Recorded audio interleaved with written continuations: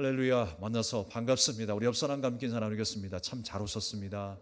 당신을 사랑하고 축복합니다. 우리 앞뒤 좌우로 인사 나누시고 우리 1층에 계신 우리 성도님들 함께 나누겠습니다. 잘 오셨습니다. 사랑하고 축복합니다. 오늘도 하늘의 평안이 여러분 안에 가득하시기를 주님의 이름으로 축원합니다. 주 안에서 평안하시고 자유하시기 바랍니다. 오늘 말씀의 제목은 좋은 전통을 세워가는 교회라는 제목으로 함께 은혜를 나누도록 하겠습니다. 우리가 좋은 전통은 바르게 세워야죠. 잘 유지해야 한다고 생각합니다. 우리 베델교회 안에도 참 좋은 전통이 있었습니다.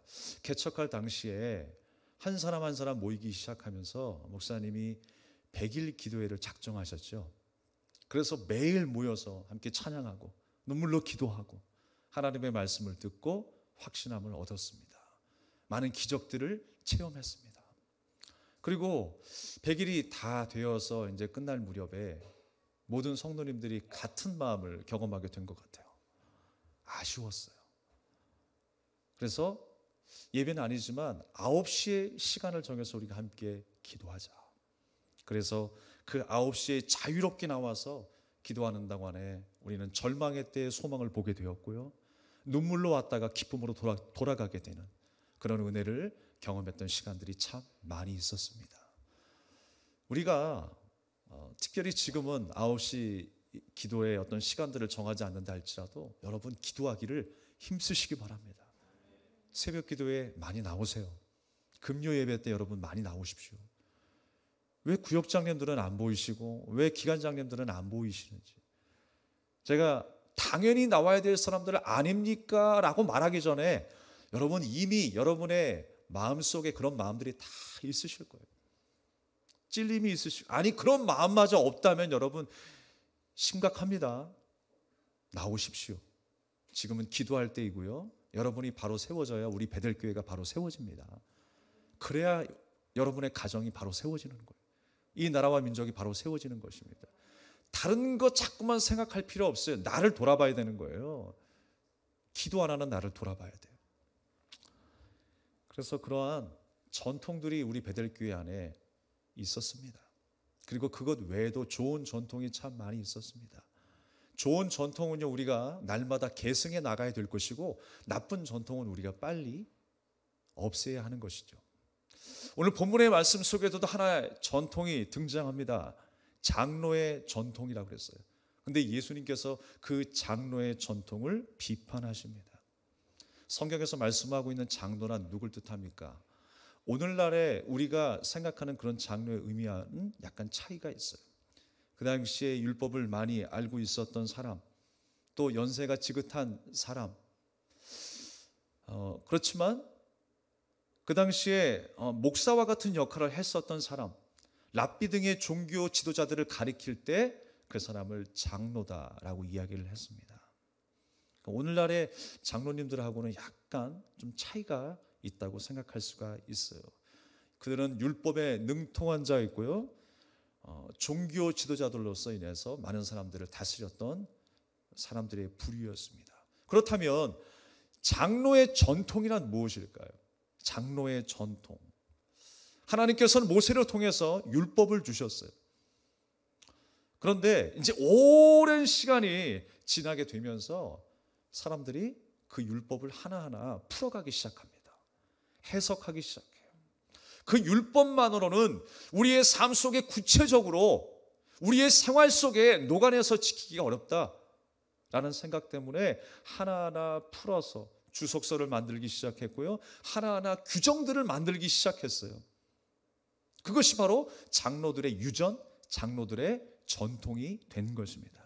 그래서 그 대표적인 것으로 하나가 뭐냐면 미드라시라는 것이었어요. 그러니까 미드라시는 뭐냐면 하나의 성경 주석입니다. 그런데 여러분, 성경 주석이 그래요. 하나님의 말씀을 바로 보기 위해서 해석하고 다양한 어떤 역사적인 문화적인 방법을 통해서 바라본 것이지 절대적인 건 아니거든요. 그런데 어떤 사람들은 그 주석을 절대적으로 의지하는 사람들이 있어요. 참고로 바라볼 뿐입니다. 아, 이 학자는 이렇게 바라보았다. 이 학자는 이렇게 바라보았다. 교회 전통으로 바라볼 때에 이런 학설을 신뢰하더라. 그래서 그런 관점으로 우리가 한번 바라보자. 그 정도지 그 자체가 하나님의 말씀은 아니라는 거예요. 그러니까 우리가 놓치지 말아야 될 것은 하나님의 말씀, 그 본문을 잊지 말아야 되는 거예요. 그리고 더 중요한 것은 하나님의 말씀이 그 말씀을 해석할 수 있도록 우리가 두루두루 말씀을 읽고 섭렵해야 돼요. 여러분, 말씀에서 떠나지 않길 바랍니다. 말씀이 우리 양식이 되어야 하고 우리의 말씀이 우리의 삶의 등불이 되어야 하는 것입니다.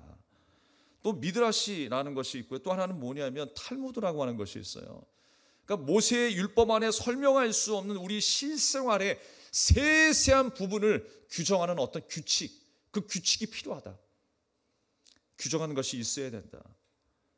그래서요, 유대인들은요, 무려 613가지의 규칙들을 만들어 놓았어요. 의미 분석과 또 이면에 숨겨진 의미를 주석하기 위해서 미드라시라고 하는 것을 만들었고, 탈무드를 통하여서 우리의 실생활에 어떻게 실천할 것인가에 대한 고민을 하면서 규칙을 만든 거예요. 몇 가지요? 613가지. 그런데 그 내용이 얼마나 여러분 유치한지 몰라요. 탁구공 무게만한 무게만 들면 그것이 죄라는 거죠. 안식일 날에 일을 하지 말아야 되는데, 땀을 흘리지 말아야 되는데, 어느 범위 내에 내가 일을 하고 땀을 흘리게 되면 죄지었다라는 거예요. 여러분, 하나님이 원하시는 바일까요? 이런 것이? 하나님께서 그런 것 때문에 율법을 만드셨을까요? 하나님은 그렇게 유치한 분이 아니세요. 그런 일을 내가 했기 때문에 613가지의 모든 규칙을 내가 지켰기 때문에 나는 거룩하고 이제 할 것 다 했으니까 복을 받기에 합당한 사람이고, 내가 무슨 일을 해도 괜찮다라고 하는 것, 이게 맞습니까? 맞지 않죠. 그런데 유대인들은 그것만 지키면 내가 할 일 다 했다고 생각했어요. 나는 거룩한 사람이고 복을 받기에 합당한 사람이라고 착각하며 살고 있었던 것입니다. 사랑하는 여러분, 우리는요, 본질을 붙잡는 사람들이 되어야 돼요. 교회 안에는 얼마든지 본질과 비본질이 난무합니다. 근데 우리는 그 본질을 붙잡는 사람이 되어야 하는 거예요. 시간이 오래 지나다 보면 중요하지 않은 것인데 그것이 어느 순간에 우리의 공동체 가운데 중요한 일이 되어버려요.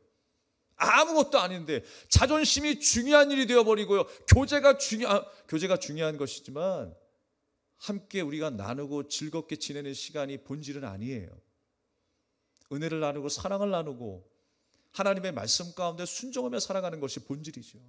우리 몸도 그렇습니다. 우리가 살아가다 보면요, 많은 시간 속에 우리가 먹지 말아야 될 음식과 마시지 말아야 될 공기 때문에 내 안에 뭐가 생겨요. 우리 몇 년마다 건강검진 받잖아요. 그러면 엑스레이 찍고 위 내시경, 장 내시경 찍다 보면 뭐가 나오죠? 용종이 나오고 또 뭐 암이 발견되고 뭐 이상한 것들이 혹 같은 게 막 생겨가지고 잘라내야 하는 거예요. 사랑하는 여러분, 우리 안에 좋은 전통이 뭐예요? 하나님께서 만들어주신 그 순수함 그 자체 아니겠습니까? 건강한 장기를 주시고요, 건강한 정신을 주셨어요. 그게 우리 안에 지켜야 될 바른 전통이죠. 그런데 내 안에 제거해야 될, 잊지 말아야 될 전통도 하나하나 생기기 시작하는 거예요. 교회 안에 바른 전통이 있었지만 비본질적인 바르지 않은 그 전통들이 자꾸만 우리 안에 붙게 되는 거예요. 그럼 어떻게 돼요? 잘라내야 하는 것입니다. 빠르게 잘라낼수록 우리는 더 건강해지는 거예요. 하나님의 교회는 그렇게 세상에서 요구하는 그 전통들을 우리는 빨리 몰아내고 잘라내야 한다는 것입니다. 사랑하는 여러분, 이스라엘 백성들이 70년 그 바벨론 포로 생활을 하는 동안에 얼마나 힘이 들었겠어요. 이제 자유가 선포되고 이스라엘로 돌아와서 그 감격의 기쁨으로 하나님 앞에 섰을 때에 그 유대인들은요, 그 유대인들의 마음은 어떤 마음이었을까요? 고국에 돌아오자 하나님을 잘 섬겨야 되겠다라고 하는 그런 마음 아니었겠습니까?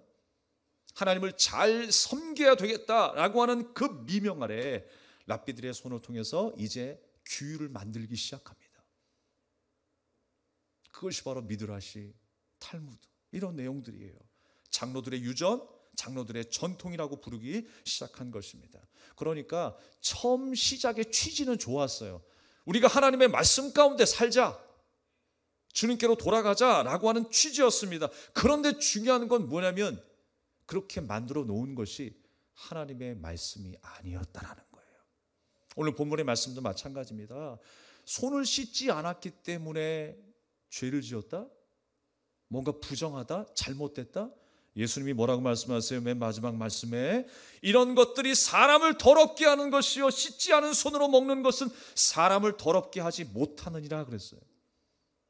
손 씻는 거 그거 더러운 거 아니야. 좀 본질적인 것을 알고 이야기해야 되는데 지금 유대인들은요 자기만 잘난 거예요.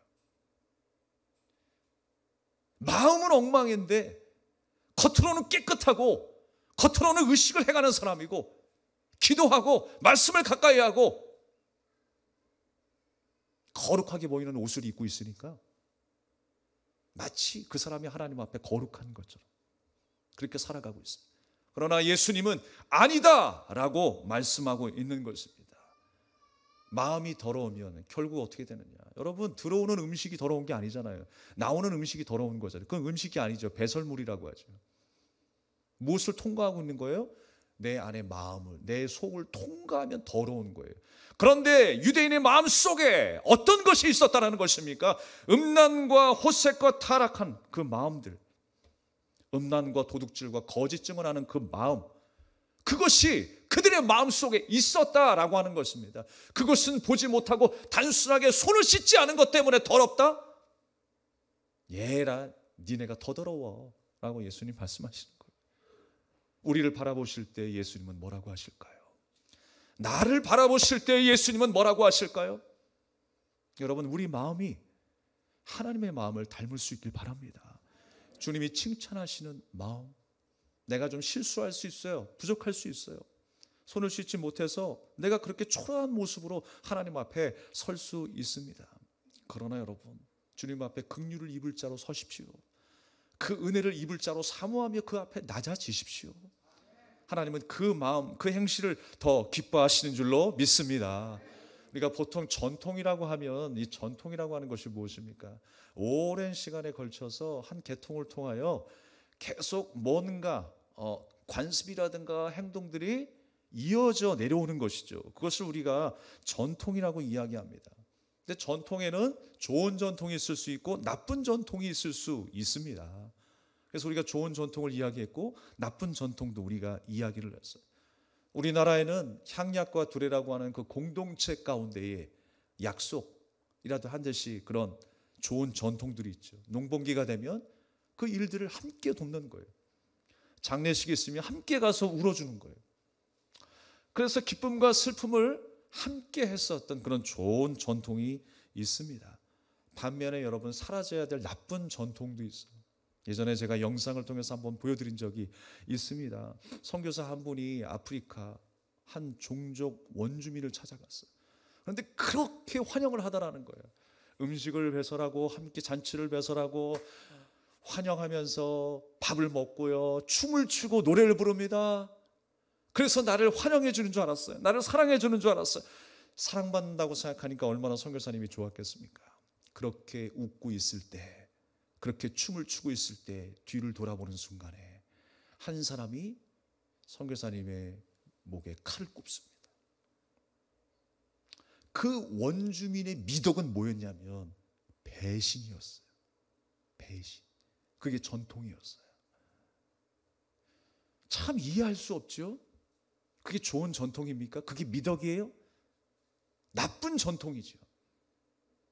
빠르게 제거해야 될 전통입니다. 우리 안에는 어떤 전통이 있습니까? 나쁜 습관들이 있을 수 있어요. 그 나쁜 습관들은 빠르게 제거할수록 우리에게 유익입니다. 내 몸의 용종을 빠르게 제거해야 하는 것처럼, 암덩어리를 빠르게 제거해야 하는 것처럼 내 안의 나쁜 전통과 습관들은 빠르게 제거할수록 내게 유익이라고 하는 것입니다. 더 문제는 뭐냐면 그게 내게 좋고 나쁘다라는 걸 내가 스스로 안다라는 거예요.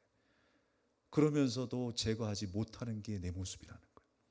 여러분, 우리는 주님 앞에 기도해야 합니다. 하나님, 그렇게 나는 연약합니다.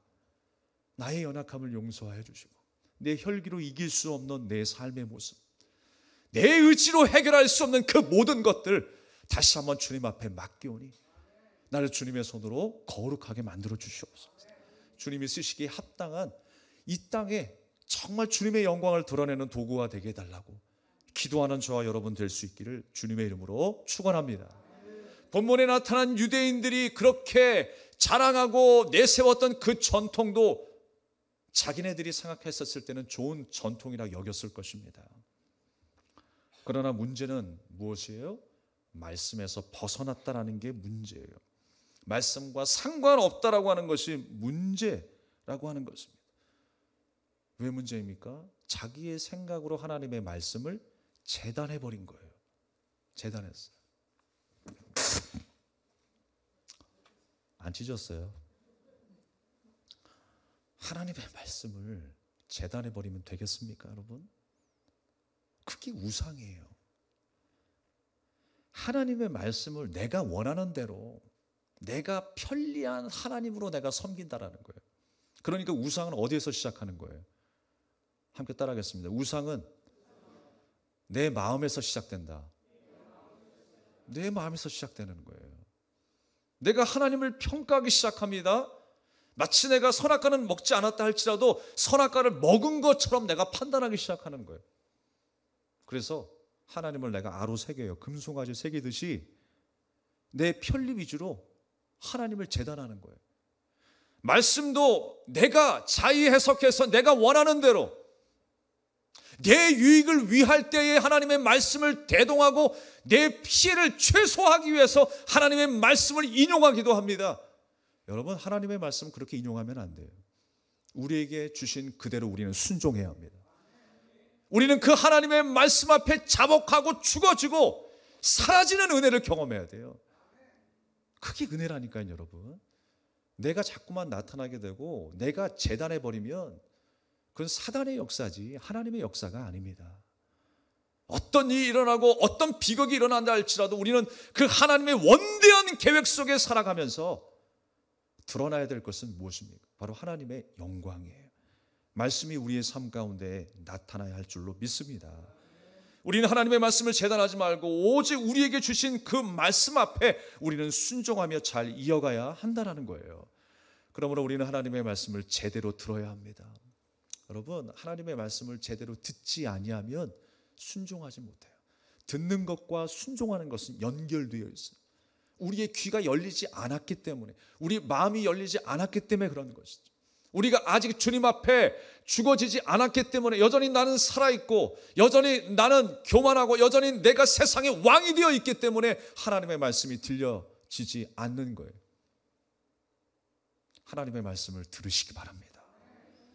우리가 하나님의 자녀가 되어도 구원받은 백성으로 살아가지만 하나님의 말씀이 들리지 않을 수 있어요. 다시금 옛사람의 성품이 우리 안에 장착되면 하나님의 말씀이 들리지 않는 거예요.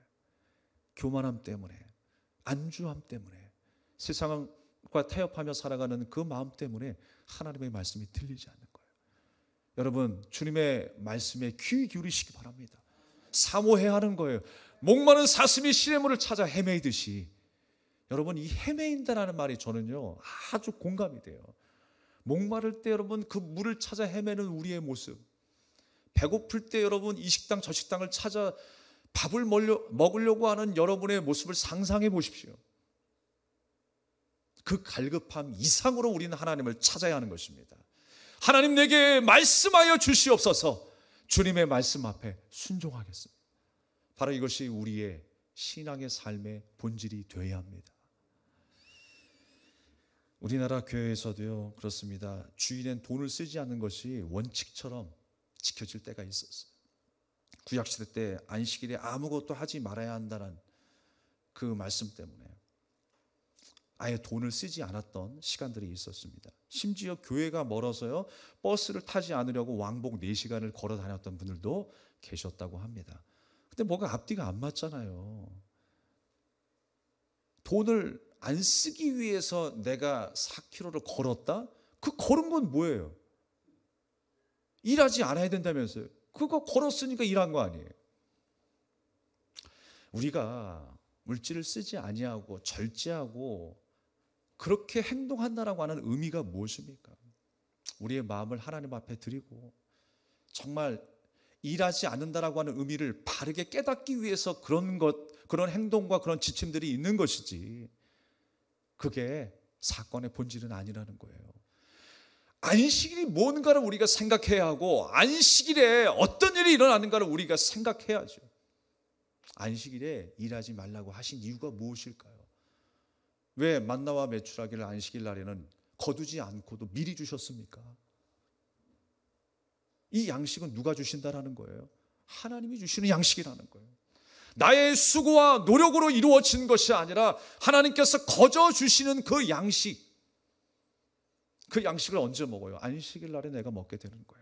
그렇다면 여러분, 신약시대로 와서 안식일의 주인 되신 분이 누굽니까? 그 안식일이 이런 것이다 라고 설명을 하시면서 그 안식일을 성취하신 분이 누구십니까? 바로 우리의 구세주 예수 그리스도세요. 우리 예수님이 그 안식일의 주인이 되어주세요. 예수님이 하신 일이 무엇입니까? 나를 위하여 고난당하시고 죽으시고 부활하신 역사를 이루셨어요. 내 공로가 아니라, 내 힘이 아니라 주님의 그 일방적인 은혜로 그 일들을 하셔서 나를 살리셨어요. 바로 그분이 안식일의 주인입니다. 그러면 우리가 안식일날 생각해야 되는 건 뭐냐면, 내 힘이 아니었구나, 내 공로가 아니었구나, 바로 예수 그리스도의 십자가의 공로였구나, 이것을 생각하는 날이 바로 안식이라고 하는 것입니다. 하나님께서 천지 만물을 지으시고 아이고 힘들어, 이제 좀 쉬어야 되겠다, 그래 이 날이 안식일이야, 이러려고 하나님께서 안식일 만들어 놓으셨을까요? 하나님은 지치시는 하나님이 아니에요. 피곤한 하나님이 아니에요. 지금도 눈동자처럼 나를 바라보시고 나를 인도하신 분이 하나님이세요. 근데 왜 우리는 하나님을 자꾸만 내 생각으로 재단합니까? 하나님께서 안식하셨던 이유는 무엇입니까? 바로 구원에 대해서 우리에게 설명하시기 위해서. 구원은 바로 너희로 인한 것이 아니라 내가 너희에게 선물로 준 은혜로 말미암아 이루어진 것이다 라고 하나님께서 우리에게 가르쳐 주시는 거예요. 그래서 하나님이 쉬셨어요. 우리도 그 쉼을 통해서 하나님의 은혜를 배우는 거예요. 아유, 목사님 저 오늘 좀 쉬어야 되겠습니다. 일주일간 너무 피곤해가지고요. 몸도 쉬지만 뭐도 해야 돼요. 우리가 하나님의 은혜를 고백하는 날이 될 수 있어야 돼요. 이 모든 것이 하나님의 은혜였습니다. 또 하나님이 은혜 내리셔야 내가 또한 세상 속에서 일할 수 있습니다. 건강하게 살아갈 수 있습니다. 아름다운 가정을 이룰 수 있습니다. 그렇게 고백할 줄도 알아야죠. 무조건 쉬는 게 안식입니까? 아니에요. 쉼과 동시에 우리는 하나님의 은혜를 깨닫는 것이 진정한 안식일입니다. 예수 그리스도께서 그 일을 하셨기 때문에 우리는 그 일을 기억해내는 거예요. 그리고 이제 주님께서 그 일들을 감당하신 주일날 우리가 예배를 드리게 되는 거예요.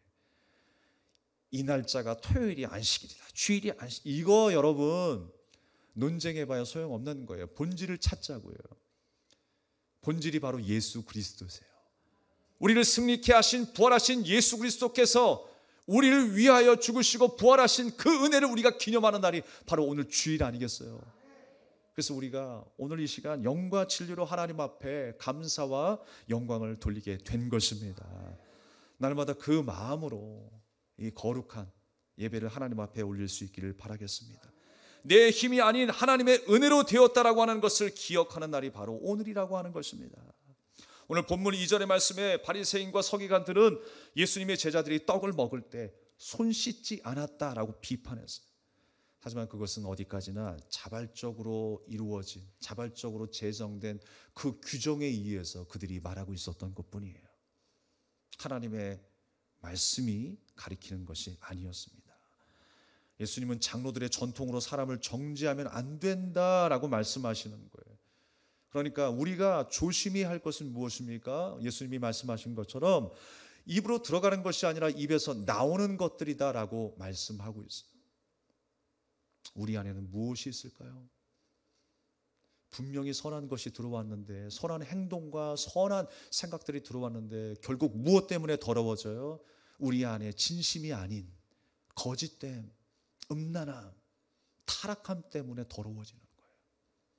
아무리 내가 거룩하고 성결한 의식을 행했을지라도 그 마음속에 진정한 마음이 없다면 바로 바리새인들과 서기과 같은 그런 마음에, 그런 신앙에 불과하다라고 하는 것입니다. 5절에 또 6절의 말씀에 보게 되면 하나님 앞에 들림이 되었다라는 말씀이 있어요. 너희는 이르되 누구든지 아버지에게나 어머니에게 말하기를 내가 드려 유익하게 할 것이 하나님께 들림이 되었다라고 하기만 하면, 이 말씀이 무엇입니까?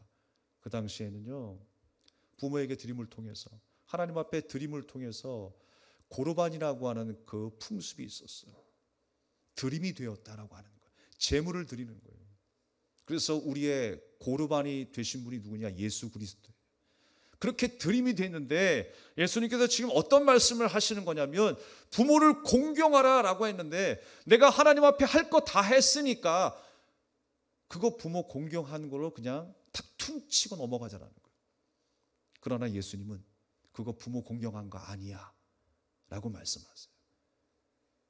하나님 앞과 부모님 앞에 다 잘해야 한다라고 하는 것입니다. 부모님께 드려야 될 생활비를 재단에 헌금했을 경우 생활비를 드리지 않아도 문제가 안 된다라고 하는 그 풍습이라는 거예요. 그런 삶을 살아가고 있다는 것입니다. 나는 하나님 앞에 드릴 거 다 드렸으니까 부모님을 잘 공경하고 있다라고 하는 증표라고 하는 거예요. 그러나 예수님은 그것이 아니다라고 말씀하세요. 바리새인들은요, 말씀에 기록되지 않은 것들을 지키면서 스스로 거룩하다라고 생각했었던 사람들이었어요. 다른 사람들이 나를 어떻게 바라볼 것인가에 대해만 집중하고 살았던 사람이 바로 바리새인들이었습니다. 그러나 여러분, 우리의 삶을 드리고 우리의 중심을 드릴 수 있는 주님의 자녀가 되어야 돼요. 우리의 인격을 드리고 우리의 삶을 드릴 수 있는 예배가 되어야 하는 것입니다. 하나님은 그거 원하세요. 의식을 원하는 게 아니라는 것입니다. 그러면서 예수님은 외식하는 자들아 라고 말씀하셨어요. 그들이 외식함을 예수님은 견딜 수 없었다라고 하는 것입니다. 이 백성이 입술로는 나를 공경하되 마음은 내게서 멀도다 라고 말씀하고 있습니다. 사람의 계명으로 교훈을 삼아 가르친다라고 말씀하고 있어요. 그러면서 결론적으로 그들이 하나님 앞에 드리는 경배가 무엇이다? 헛되다. 헛되이 경배하는도다 그랬어요. 주님이 말씀이 가르치는 모든 것, 그 본질로 우리가 하나님 앞에 예배하는, 헛되지 아니하고 하나님이 받으시는 이 예배가 되기를 주님의 이름으로 축원합니다. 사랑하는 여러분, 바리새인들의 모든 전통들은 헛된 것이라고 그랬어요. 우리가 지켜야 될 변하지 않는 전통이 무엇입니까?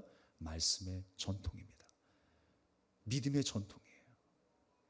주님이 걸어가신 그 은혜, 그 진리, 그 믿음의 전통의 길을 우리는 걸어가야 합니다.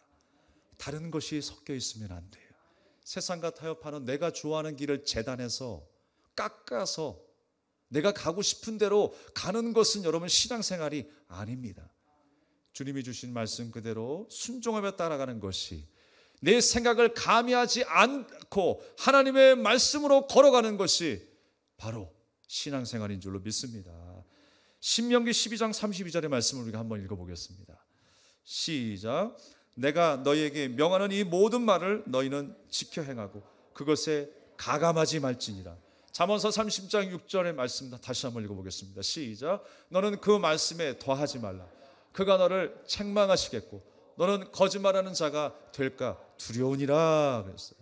우리의 생각을 가미시키는 것이 아니라 그대로의 말씀 앞에 순종하라라고 하는 것입니다. 그런 일이 저에게는 없습니다. 어떻게 하나님의 말씀 앞에 내 생각을 가미합니까? 라고 생각하는 사람이 있어요. 그러나 나도 모르게 그렇게 산다니까요. 어떻게 해요? 나를 변화하기 위해서 말씀을 대동한다 그랬어요. 내가 원하는 것을 위해서 자꾸만 하나님의 말씀을 인용하려고 해요. 나의 유익이 아니라 하나님의 영광을 위해서 사는 내가 될 수 있기를 바라겠습니다. 우리가 생각해 보면 말씀을 묵상하는 동안에, 예배를 드리는 동안에, 찬양하는 동안에 하나님이 내 옆에 가까이 계시는 것 같아요. 그러나 바리새인과 같은 마음이면 몸은 가까이 있을지 모르겠지만 마음은 멀리 있는 거예요. 우리 옆에 있는 우리 지체들 한번 바라보십시오. 어색하면 한 번 그냥 쓱 돌아보세요. 과연 내 주변에 있는 사람들과 몸은 가까이 하고 있지만 마음의 거리는 몇 킬로일까? 한번 생각해 보세요. 내가 이 사람과 인사는 잘하고 웃음은 주고받는데 몸은 가까이 있는데 마음의 거리는 몇 킬로일까? 더 이상 묻지 않겠습니다. 여러분, 이제 우리의 숙제는 무엇입니까? 마지막 남은 이 한 달 동안의 그 마음의 거리를 좁히십시오. 하나님과 나 사이의 그 마음, 그 믿음의 거리를 좁히십시오. 지금 바리새인의 마음은 너무 멀리 있는 거예요. 우리도 멀리 있습니까? 이제 좀 좁혀서 하나님의 손을 우리가 닿을 만큼, 하나님의 품이 내 앞에 있는 것처럼 그 품에 안기려고 날마다 우리가 몸부림칠 수 있는 저와 여러분이 되어야 할 줄로 믿습니다. 잘못된 생각은 빨리 버리는 게 상책이다. 내 안의 용종은 빨리 제거하는 게 상책인 것처럼 잘못된 선택은 버리시고 좋은 전통을 이어갈 수 있는 여러분 되시기를 바라겠습니다. 말씀을 정리하며 마치려고 합니다. 얼마 전에 엄청난 폭우가 와서 수해로 인하여 또 고통을 당하는, 또 사망한 사람들이 많이 있었습니다. 특별히 포항의 한 아파트 주차장에서 일어난 참사였죠.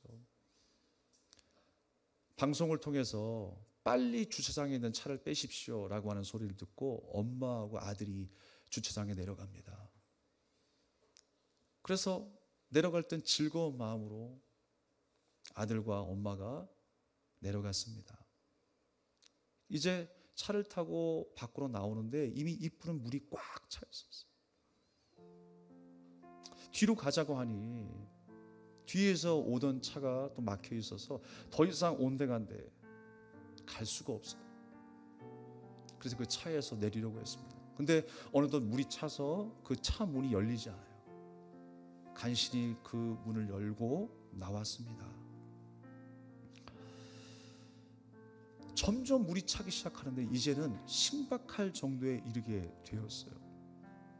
차를 덮은 것은 물론이고요, 그 물이 이제 몸을 넘어서 목까지 다 차게 생긴 거예요. 여기저기서 막 비명소리가 들리기 시작합니다.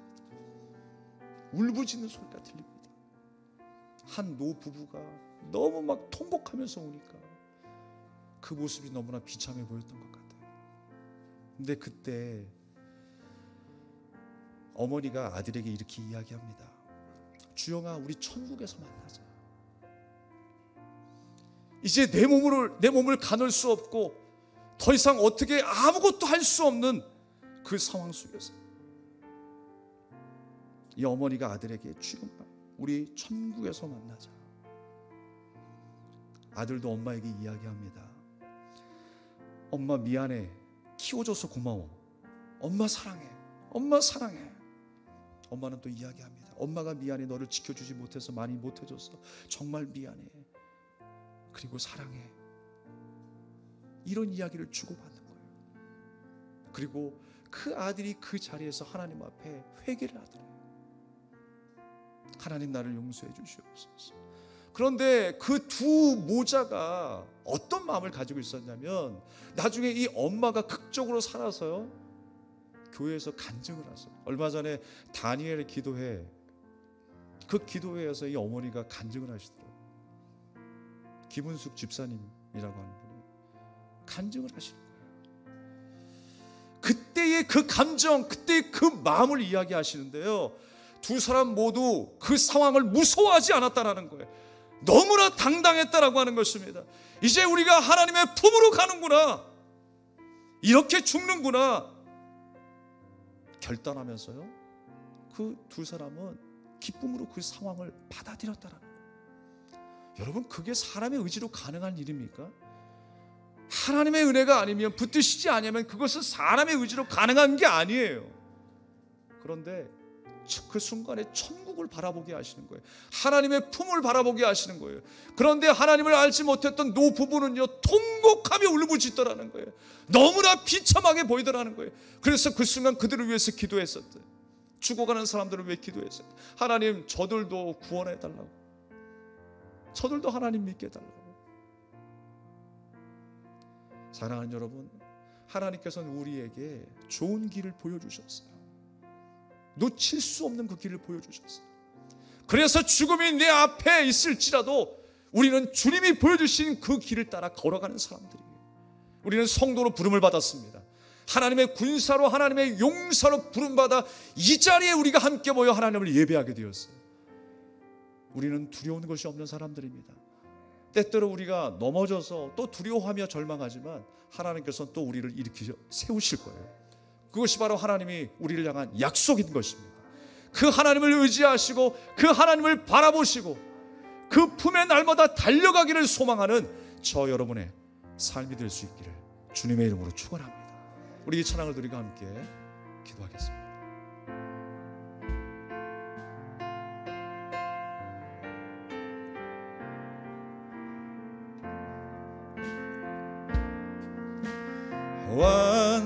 완전하신 나의 주, 그의 길로 날 인도하소서. 행하신 모든 이 주님의 영광 다 경배합니다. 완전하신 나의 주님, 완전하신 나의 주, 그의 길로 날 인도하소서. 행하신 모든 이 주님의 영광 다 경배합니다. 예배합니다. 찬양합니다. 주님만 날 다스리소서. 예배합니다. 찬양합니다. 주님 홀로, 주님 홀로 높임받. 다시 한번 예배합니다. 찬양합니다. 예배합니다. 찬양합니다. 주님만 날 다스리소서. 예배합니다. 찬양합니다. 찬양합니다. 주님 홀로 높임 받으소서. 우리 합심하여 한번 기도하기를 원합니다. 주님은 완전하신 하나님이세요. 그래서 우리의 길을 인도하시는 목자가 되십니다. 그 하나님을 여전히 예배할 수 있기를 바랍니다. 죽음이 내 앞에 있을지라도, 질병 가운데 있을지라도 우리는 여전히 우리가 걸어가야 될 우리의 아름다운 전통, 그 하나님의 품으로 돌아가야 하는 것입니다. 그 말씀으로 우리가 돌아가야 하는 것입니다. 그렇게 날마다 예배하는 나의 삶이 되게 해달라 우리 간절한 마음으로 결단하며 기도하겠습니다. 아버지 하나님, 오늘을 감사드립니다.